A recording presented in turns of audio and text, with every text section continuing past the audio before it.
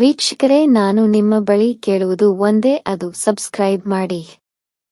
ನಾವು ನಮ್ಮ ಹಣದಿಂದ ಎಲ್ಲರನ್ನೂ ನಮ್ಮ ಕಡೆ ಸೆಳೆಯಬಹುದು ಅಂತ ಅಂದುಕೊಂಡಿರುತ್ತೇವೆ. ಆದರೆ ಕೆಲವೊಮ್ಮೆ ನಮ್ಮ ಪ್ರೀತಿ ಕಾಳಜಿಯಿಂದನೂ ಕೂಡ ಎಲ್ಲರನ್ನೂ ಸೆಳೆಯಬಹುದು ಅಂತ ನಮಗೆ ಗೊತ್ತೇ ಇರುವುದಿಲ್ಲ ಅಲ್ವಾ? ನಮ್ಮ ಬಳಿ ಕೂತು ತಿಂದರೂ ಕರಗದ ಆಸ್ತಿ ಇತ್ತು. ನಮ್ಮಪ್ಪನಿಗೆ ನಾನು ಒಬ್ಬಳೇ ಮಗಳು. ನನ್ನನ್ನು ತುಂಬಾ ಮುದ್ದಾಗಿ ಸಾಕಿ ಬೆಳೆಸಿದರು. ನಾನು ಏನೇ ಬೇಕು ಅಂದರೂ ನನ್ನ ಅಪ್ಪ ಇಲ್ಲ ಅಂತ ಹೇಳುತ್ತಿರಲಿಲ್ಲ. ನಾನು ಕೇಳುವ ಮುಂಚೇನೆ ಎಲ್ಲವನ್ನೂ ನನ್ನ ಮುಂದೆ ತಂದು ಇಡುತ್ತಿದ್ದರು. ನಾನು ಯಾವುದಾದರೂ ಕೆಲಸ ಇರಬೇಕು ಎಂದು ನನಗೆ ತುಂಬಾ ಆಸೆ ಇತ್ತು.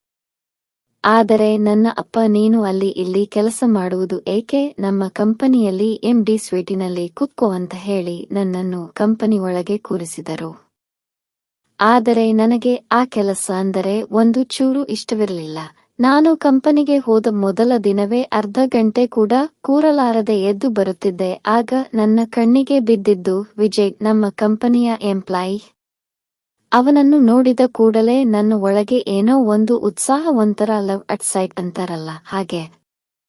ನಾನು ದಿನ ಕಂಪನಿಗೆ ಬರುತ್ತಿದ್ದೆ ಅವನನ್ನು ನೋಡಲು, ಮಾತನಾಡಿಸಲು, ಅವನ ಜೊತೆ ಮಾತನಾಡಲು. ಅವನನ್ನು ನಾನು ಅವಾಗವಾಗ ನನ್ನ ಚೇಂಬರ್ಗೆ ಕರೀತಾ ಇದ್ದೆ. ಅವನನ್ನು ಕಂಪನಿಯಲ್ಲಿ ನಾನು ನೋಡುತ್ತಾ ಕುಳಿತಿದ್ದರೆ ಸಮಯ ಕಳೆಯುವುದು ಗೊತ್ತಾಗ್ತಿರಲಿಲ್ಲ. ಒಂದು ದಿವಸ ನಮ್ಮ ತಂದೆ ನನ್ನ ಬಳಿ ಬಂದು, ನಿನಗೆ ಮದುವೆ ಮಾಡಬೇಕು ಎಂದು ನಾನು ನಿರ್ಧಾರ ಮಾಡಿದ್ದೇನೆ. ಹುಡುಗ ಯಾರು ಗೊತ್ತಾ? ಹುಡುಗನ ಮನೆಯವರು ನಮಗಿಂತ ದೊಡ್ಡ ಶ್ರೀಮಂತರು. ಹುಡುಗ ಫಾರಿನ್ನಿಂದ ಈಗ ತಾನೇ ಇಂಡಿಯಾಗೆ ಬಂದಿದ್ದಾನೆ. ನೀನು ಹೇಗಿದ್ರೂ ಫಾರಿನ್ ಹೋಗ್ಬೇಕು ಅಂತ ಮದುವೆಯಾಗಿ ನೀನು ಒಟ್ಟಿಗೆ ಫಾರಿನ್ಗೆ ಹೋಗಬಹುದು. ಅಪ್ಪ, ನನಗೆ ಮದುವೆ ಇಷ್ಟ ಇಲ್ಲ. ನೀವು ನೋಡಿರುವ ಹುಡುಗ ನನಗೆ ಬೇಡ. ನಾನು ಈಗಾಗಲೇ ನಾನು ಮದುವೆಯಾಗುವ ಹುಡುಗನನ್ನು ಹುಡುಕಿದಾಗಿದೆ. ಏನಮ್ಮ ಮಾತಾಡ್ತಾ ಇದ್ದೀಯಾ? ಯಾರು ಆ ಹುಡುಗ?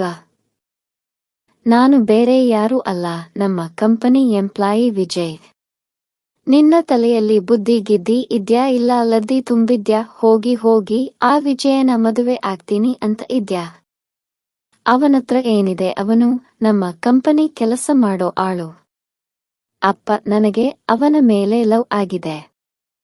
ನೀವು ಏನು ಹೇಳಿದರೂ ನಾನು ಈ ವಿಷಯದಲ್ಲಿ ನಿಮ್ಮ ಮಾತನ್ನು ಒಪ್ಪುವುದಿಲ್ಲ. ನಾನು ವಿಜಯ್ಗೆ ಇನ್ನೂ ನನ್ನ ಪ್ರೀತಿಯ ವಿಷಯವನ್ನು ಹೇಳಿಲ್ಲ.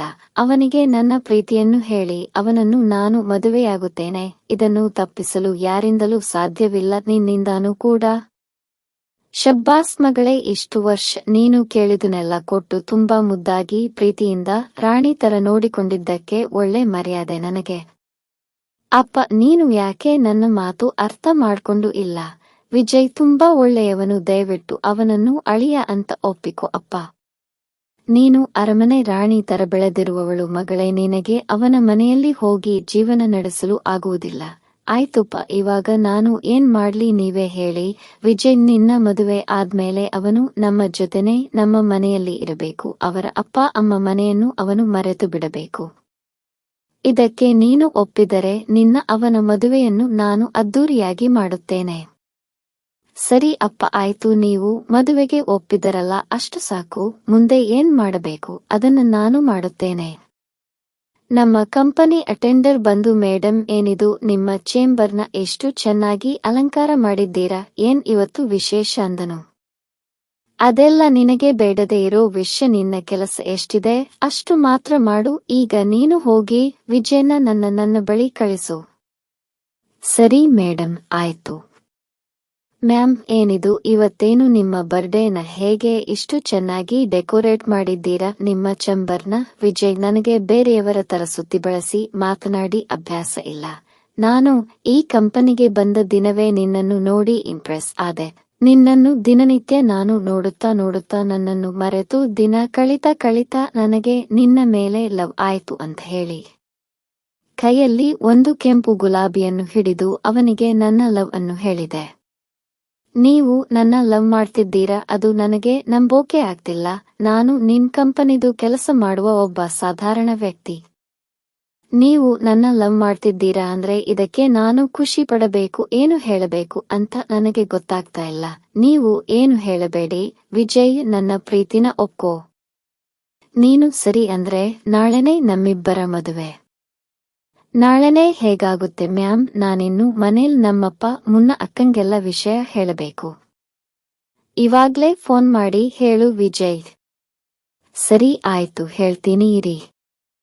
ಹೋಗು, ಹೊರಗಡೆ ಹೋಗಿ ಫೋನ್ ಮಾಡಿ ಎಲ್ಲ ವಿಷಯ ಮಾತಾಡಿ ಬರ್ತಾ ಒಳ್ಳೆ ಸುದ್ದಿ ತಗೊಂಡು ಬಾ. ಸರಿ ಮಾಮ್, ಆಯ್ತು. ಸ್ವಲ್ಪ ಸಮಯ ಆದ ಮೇಲೆ, ಮ್ಯಾಮ್, ಎಲ್ಲ ವಿಷಯನೂ ನಾನು ನಮ್ಮ ಮನೆಯವರಿಗೆ ತಿಳಿಸಿದೆ. ಅವರು ನಮ್ಮ ಮದುವೆಗೆ ಒಪ್ಪಿಕೊಂಡಿದ್ದಾರೆ. ವಾವ್, ಸೂಪರ್ ವಿಜಯ್, ಹಾಗಾದ್ರೆ ನಾಳೆನೇ ಮದುವೆ ಆಗೋಣ. ಸರಿ ಮಾಮ್, ಆಯ್ತು ಆಯ್ತು. ಅದೇ ರೀತಿ ನಾಳೆ ಮದುವೆಗೆ ಎಲ್ಲವನ್ನೂ ನಮ್ಮಪ್ಪ ತಯಾರಿ ಮಾಡಿಕೊಂಡರು.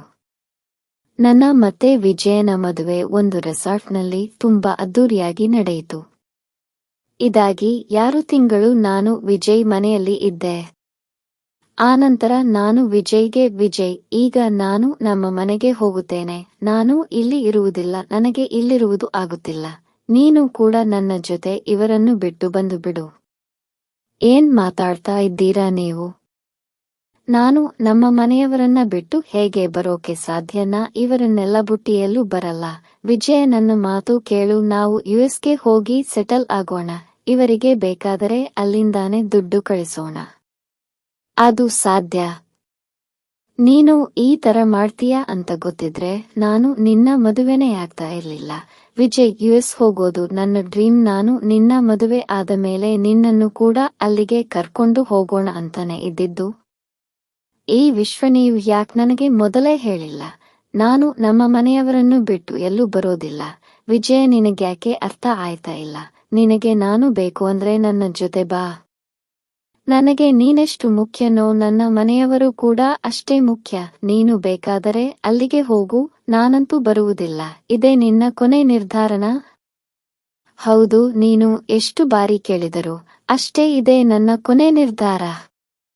ಸರಿ ಆಯ್ತು, ನಾನಂತೂ ಹೋಗ್ತೀನಿ. ನೀನು ಬೇಕಾದ್ರೆ ಈ ವಯಸ್ಸಾದ ಅವರ ಜೊತೆ ಇಲ್ಲೇ ಸಾಯಿ. ನಮ್ಮಪ್ಪನ ಜೊತೆ ಹಠ ಮಾಡಿ ನೀನೇ ಬೇಕು ಅಂತ ನಾನು ನಿನ್ನ ಮದುವೆ ಆದೆ. ಆದರೆ ನೀನು ಇವರಿಗೋಸ್ಕರ ನನ್ನಿಂದ ದೂರ ಆಗ್ತಾ ಇದ್ಯಾ? ಇನ್ಯಾವತ್ತೂ ನಾನು ನಿನಗೆ ಮುಖ ತೋರಿಸುವುದಿಲ್ಲ. ನೀನು ಅಷ್ಟೇ ನನ್ನನ್ನು ಹುಡುಕೋ ಪ್ರಯತ್ನ ಮಾಡಬೇಡ. ದಯವಿಟ್ಟು ಅರ್ಥ ಮಾಡ್ಕೊಳ್ಳಿ, ನಾನು ಹಾಗಲ್ಲ ಹೇಳಿದ್ದು. ನೀನು ಏನು ಹೇಳೋದು ಬೇಕಾಗಿಲ್ಲ, ಏನು ಅರ್ಥ ಮಾಡಿಸಬೇಕಾಗಿಲ್ಲ ವಿಜಯ್. Good bye. ಆದರೆ ಅಲ್ಲಿಗೆ ಹೋದ ಮೇಲೆ ತಿಳಿಯಿತು, ನಾನು ಇಲ್ಲಿಗೆ ಒಬ್ಬಳೇ ಬಂದಿಲ್ಲ, ನನ್ನ ಮತ್ತೆ ವಿಜಯನ ಮಗುವನ್ನು ಕೂಡ ನನ್ನ ಜೊತೆ ತಂದಿದ್ದೇನೆ ಅಂತ. ನಾನು ವಿಜಯ್ಗೆ ಫೋನ್ ಮಾಡಿ ವಿಷಯವನ್ನು ಹೇಳಿದೆ. ನನಗೆ ನಿನ್ನನ್ನು ನೋಡಬೇಕು ಅನಿಸುತ್ತಿದೆ, ದಯವಿಟ್ಟು ಯುಎಸ್ಗೆ ಬಾ ಅಂದೆ. ನೀನು ಈಗ ಒಬ್ಬಳಲ್ಲ, ಇಬ್ಬರು. ಇಂತಹ ಸಮಯದಲ್ಲಿ ನೀನು ಅಲ್ಲಿರುವುದು ಕ್ಷೇಮವಲ್ಲ. ನೀನೇ ಇಲ್ಲಿಗೆ ಬಂದು ಬಿಡು. ಏನ್ ವಿಜಯ, ಈ ರೀತಿ ಮಾತಾಡ್ತಿದ್ದೀಯಾ? ನಿನಗೆ ಈಗಲೂ ಕೂಡ ನನ್ನ ಹತ್ರ ಬರಬೇಕು ಅಂತ ಅನಿಸುತ್ತಿಲ್ಲವಾ? ಅದು ಹಾಗಲ್ಲ. ನಿನಗೆ ನಾನು ಬೇಡ ಅಂತ ಅಂದ ಮೇಲೆ ನನಗೆ ನಿನ್ನ ಮಗು ಯಾಕೆ ಬೇಕು? ನಿನ್ನ ಮಗು ಆದ ತಕ್ಷಣ ನಾನು ನಿನಗೆ ಕೊಡುತ್ತೇನೆ. ನನಗೆ ಇನ್ನು ಜೀವನದಲ್ಲಿ ಏನೇನು ಆಸೆಗಳು ಇದ್ದಾವೆ. ಈ ಮಗು ಅದಕ್ಕೆ ಅಡ್ಡ ಬರಬಾರದು. ಈ ನಿನ್ನ ಮಗುವನ್ನು ನೀನೇ ನೋಡಿಕೋ. ಇದೇ ನಿಮ್ಮ ನಿರ್ಧಾರನಾ? ಹೌದು ವಿಜಯ್. ಸರಿ, ಹಾಗಾದ್ರೆ ಮಗುನ ನನಗೆ ಒಪ್ಪಿಸಿ, ನಾನು ನನ್ನ ಮಗುವನ್ನು ಚೆನ್ನಾಗಿ ನೋಡ್ಕೋತೀನಿ. ಇದಾದ 20 ವರ್ಷಗಳ ನಂತರ ನಾನು ಕೋಪದಿಂದ ನನ್ನ ಮಗುವನ್ನು ವಿಜಯ್ಗೆ ಕೊಟ್ಟುಬಿಟ್ಟೆ. ಆದರೆ ಅವರಿಬ್ಬರೂ ಇಲ್ಲದ ನನ್ನ ಜೀವನದಲ್ಲಿ ನಾನು ಏನನ್ನು ಸಾಧಿಸಲು ಸಾಧ್ಯವಾಗಲಿಲ್ಲ. ನಾನು ನನ್ನ ಮಗಳನ್ನು ಮತ್ತೆ ಗಂಡನನ್ನು ಹುಡುಕದ ಜಾಗವಿಲ್ಲ. ನನ್ನ ಜೀವನದಲ್ಲಿ ಇನ್ನೇನೂ ಇಲ್ಲ ಅಂದುಕೊಂಡು ನಾನು ಮನೆಯಲ್ಲಿ ಇರುತ್ತಿದ್ದೆ, ಎಲ್ಲೋ ಹೋಗುತ್ತಿರಲಿಲ್ಲ. ನನ್ನಪ್ಪ, ನೀನು ಕಂಪನಿಯಲ್ಲಿ ನನ್ನ ಮನಸ್ಸಿಗೆ ಸ್ವಲ್ಪ ನೆಮ್ಮದಿ ಸಿಗುತ್ತೆ ಅಂದರು. ಅವರು ಹೇಳಿದ ಹಾಗೆ ನಾನು ಕಂಪನಿಗೆ ಹೋದೆ. ಅಲ್ಲಿ ನನಗೆ ಬರೀ ವಿಜಯ ನೆನಪು ಕಾಡುತ್ತಿತ್ತು. ನಮ್ಮ ಕಂಪನಿಗೆ ಒಬ್ಬ ಹೊಸ ಎಂಪ್ಲಾಯಿ ಬಂದಿದ್ದ, ಅವನೇ ವರುಣ್. ಇವರು ನೋಡಲು ತೇಟ್ವಿ ವಿಜಯ್ ತರಾನೇ ಇದ್ದ. ಅವನ್ ಜೊತೆ ಮಾತನಾಡಿದಾಗಲೆಲ್ಲ ನನಗೆ ವಿಜಯ್ ಜೊತೆನೇ ಮಾತನಾಡಿದ ಹಾಗೆ ಆಗುತ್ತಿತ್ತು. ದಿನ ಅವನನ್ನು ನೋಡುತ್ತಾ ನಾನು ಅವನ ಕಡೆಗೆ ವಾಲಿದೆ. ನನಗೆ ಜೀವನದಲ್ಲಿ ಏನು ಬೇಡ ಅಂತ ಅನಿಸಿದಾಗ ವರುಣ್ ನನಗೆ ಬೇಕು ಅನಿಸಿದ. ಅವನನ್ನು ಮದುವೆಯಾಗಿ ಮತ್ತೆ ನನ್ನ ಜೀವನ ಕಟ್ಕೋಬೇಕು ಅನಿಸಿತು. ಒಂದು ದಿನ ನಾನು ವರುಣ್ನ ನನ್ನ ಚೇಂಬರ್ಗೆ ಕರೆದು ನನಗೆ ಅವನ ಮೇಲೆ ಇದ್ದ ಭಾವನೆಯನ್ನು ಹೇಳಿಕೊಂಡು ನಡೆದಿರುವ ಎಲ್ಲವೂ ಅವನಿಗೆ ಹೇಳಿಕೊಂಡೆ. ನೀನು ನನ್ನ ಮದುವೆ ಮಾಡ್ಕೋತೀಯ ವರುಣ್? ಮೇಡಮ್, ಏನ್ ಮಾತಾಡ್ತಿದ್ದೀರಾ ನೀವು? ನನಗೆ ಆಗ್ಲೇ ಮದುವೆ ಆಗಿದೆ ಮೇಡನ್. ನೋಡು ವರುಣ್, ನಿನಗೆ ಮದುವೆಯಾಗಿದೆಯೋ ಇಲ್ವೋ ಅದು ನನಗೆ ಬೇಕಾಗಿಲ್ಲ. ನೀನು ನನ್ನ ಮದುವೆಯಾದರೆ ಈ ಕಂಪನಿ ನಿನ್ನದಾಗುತ್ತೆ. ಯೋಚನೆ ಮಾಡು. ಬೇಕಿದ್ರೆ ನಿನ್ನ ಹೆಂಡ್ತಿಗೆ ಕಾಂಪನ್ಸೇಷನ್ ಅಂತ ಅವಳಿಗೆ ಎಷ್ಟು ಬೇಕೋ ಅಷ್ಟು ಹಣ ಕೊಡೋಣ. ನಾನು ನನ್ನ ಹೆಂಡ್ತಿಗೆ ಮೋಸ ಮಾಡಕ್ ಇಷ್ಟಪಡಲ್ಲ ಮೇಡಮ್. ಈ ವಿಷಯನ ನಾನಿವತ್ತು ಮನೆಗೆ ಹೋಗಿ ನನ್ನ ಹೆಂಡ್ತಿಗೆ ಹೇಳ್ತೀನಿ. ಅವಳು ಹೇಗೆ ಹೇಳ್ತಾಳೆ ಹಾಗೆ ಮಾಡೋಣ. ನಿನ್ನ ಹೆಂಡತಿನ ನಾಳೆ ಕರ್ಕೊಂಡು ವರುಣ್ ನಾನು ಜೊತೆ ಮಾತಾಡ್ತೀನಿ. ಸರಿ ಮೇಡಮ್, ಆಯ್ತು. ಅದೇ ರೀತಿ ನಾಳೆ ವರುಣ ಹೆಂಡತಿ ನನ್ನ ಚೇಂಬರ್ಗೆ ಬಂದಳು. ನೋಡು ನೀನೇನಾ ವರುಣ್ ಹೆಂಡತಿ, ನಿನಗೆ ಎಷ್ಟು ಬೇಕಾದರೂ ನಾನು ದುಡ್ಡು ಕೊಡ್ತೀನಿ. ವರುಣ್ನ ಬಿಟ್ಟು ಎಲ್ಲಾದರೂ ದೂರ ಹೋಗಿ ಬದುಕು ಅಂದೆ. ಮೇಡಮ್, ನಾನು ಹುಟ್ಟಿದಾಗಿನಿಂದ ನಾನು ನನ್ನ ತಾಯಿನೇ ನೋಡಿಲ್ಲ. ನನಗೆ ನನ್ನ ತಂದೆನೇ ಎಲ್ಲ ಆಗಿದ್ರು. ನಮ್ ತಾಯಿ ಇದ್ದಿದ್ರೆ ಹೇಗಿರುತ್ತಿದ್ದರು ನನಗೊತ್ತಿಲ್ಲ. ನಿಮ್ಮನ್ನ ನೋಡಿದ್ರೆ ನನ್ನ ತಾಯಿನೇ ನೋಡಿದ ಹಾಗೆ ಆಗ್ತಾ ಇದೆ. ನಿಮಗೆ ಕೈ ಮುಗಿದು ಕೇಳುತ್ತೇನೆ, ದಯವಿಟ್ಟು ನನ್ನಿಂದ ನನ್ನ ಗಂಡನ ದೂರ ಮಾಡಬೇಡಿ. ನೀವು ಅವ್ನ ಎಷ್ಟು ಪ್ರೀತಿಸುತ್ತೀರಾ ಅಂತ ನಂಗೆ ಗೊತ್ತಿಲ್ಲ. ಆದ್ರೆ ನಾನಂತೂ ಪ್ರಾಣಕ್ಕಿಂತ ಹೆಚ್ಚಾಗಿ ಪ್ರೀತಿ ಮಾಡ್ತೀನಿ. ಅದು ಅಲ್ಲದೆ ನಾನು ಈಗ ಒಂದು ಮಗುವಿಗೆ ಜನ್ಮ ನೀಡಲು ಸಿದ್ಧವಾಗಿದ್ದೇನೆ. ಈ ಸಮಯದಲ್ಲಿ ನಾನು ಅವರನ್ನು ಬಿಟ್ಟು ಬದುಕುವುದಕ್ಕೆ ಸಾಧ್ಯನಾ? ನೀವೇ ಹೇಳಿ. ಈಗ ನನಗೆ ನನ್ನ ಗಂಡನನ್ನು ಬಿಟ್ಟರೆ ಬೇರೆ ಯಾರೂ ಇಲ್ಲ. ಈ ಸಮಯದಲ್ಲಿ ಅವರ ಪ್ರೀತಿ ನನಗೆ ತುಂಬಾ ಮುಖ್ಯ. ಎಲ್ಲವನ್ನೂ ದುಡ್ಡು ಕೊಟ್ಟು ಕೊಂಡುಕೊಳ್ಳೋಕೆ ಸಾಧ್ಯ ಇಲ್ಲ ಮೇಡನ್. ಕೆಲವೊಮ್ಮೆ ನಮ್ಮ ಪ್ರೀತಿಯಿಂದ ಕೂಡ ಎಲ್ಲವನ್ನೂ ಪಡೆದುಕೊಳ್ಳಬಹುದು. ನಾನಿನ್ನು ಬರ್ತೀನಿ ಮೇಡನ್. ಅವಳ ಮಾತುಗಳನ್ನು ಕೇಳಿ ನಾನು ಮೂಕಲಾಗಿ ಹೋದೆ. ಅವಳ ಬ್ಯಾಗನ್ನು ನನ್ನ ಟೇಬಲ್ ಮೇಲೆ ಮರೆತು ಹೋಗಿದ್ದಳು. ನಾನು ಆ ಬ್ಯಾಗನ್ನು ತೆಗೆದು ನೋಡಿದೆ. ನೋಡಿದ ತಕ್ಷಣ ನನ್ನ ಎದೆಯಲ್ಲಿ ಬಿರುಗಾಳಿ ಬಿಸಿದು. ಅಲ್ಲಿ ನನ್ನ ವಿಜಯ್ ಫೋಟೋ ಇತ್ತು. ಅಷ್ಟರಲ್ಲಿ ಅವಳು ಚೇಂಬರ್ಗೆ ಬಂದಳು. ನನ್ನ ಬ್ಯಾಗ್ ಇಲ್ಲೇ ಮರೆತು ಹೋಗಿದೆ ಅಂದಳು. ತಗೊಳ್ಳಿ, ಇದೆ ಅಲ್ವಾ ನಿಮ್ಮ ಬ್ಯಾಂಕ್ ಅಂದೆ. ಹೌದು, ನಾನು ಇನ್ನು ಹೋಗ್ತೀನಿ. ಒಂದು ನಿಮಿಷ, ಆ ಫೋಟೋದಲ್ಲಿ ಇರೋರು ನಿನಗೆ ಏನಾಗಬೇಕು? ಅವರು ನನ್ನ ಅಪ್ಪ. ಅವರು ತೀರೋಗಿ 2 ವರ್ಷ ಆಯ್ತು. ಯಾಕೆ? ಏನಿಲ್ಲ, ಸುಮ್ನೆ ಕೇಳ್ದೆ. ನೀನು ಇನ್ನು ಹೋಗಮ್ಮ. ಇದೆಂತ ಅನಾಹುತ ಆಯ್ತು ನನ್ನ ಜೀವನದಲ್ಲಿ? ಸ್ವತಃ ನನ್ನ ಮಗಳ ಗಂಡನನ್ನೇ ನಾನು ಪುನಃ ಪ್ರೀತಿಸುತ್ತಿದ್ದನ. ಈಗ ನನಗೆ ತಿಳಿಯಿತು, ಈ ಹಣದಿಂದ ಏನನ್ನು ಬೇಕಾದರೆ ಸಂಪಾದನೆ ಮಾಡಬಹುದು. ಆದರೆ ಪ್ರೀತಿಯನ್ನು ಹಣದಿಂದ ಪಡೆದುಕೊಳ್ಳೋಕೆ ಸಾಧ್ಯವಿಲ್ಲ ಅಂತ. ನಾನು ವರುಣ್ನ ಚೇಂಬರ್ಗೆ ಕರೆದು ಅವನಿಗೆ ಪ್ರಮೋಷನ್ ಕೊಟ್ಟೆ. ಮತ್ತೆ ಅವನಿಗೆ ಸಂಬಳ ಕೂಡ ಜಾಸ್ತಿ ಮಾಡಿದೆ. ನನ್ನ ಮಗಳಿಗೆ ನಾನು ನಿನ್ನ ಅಮ್ಮ ಅಂತ ಹೇಳಲಿಲ್ಲ. ಅವಳ ಸೀಮಂತ ಕೂಡ ನಾನೇ ಮಾಡಿದೆ. ಕೊನೆಗೆ ಅವರಿಬ್ಬರಿಂದ ನಾನು ದೂರ ಉಳಿದೆ.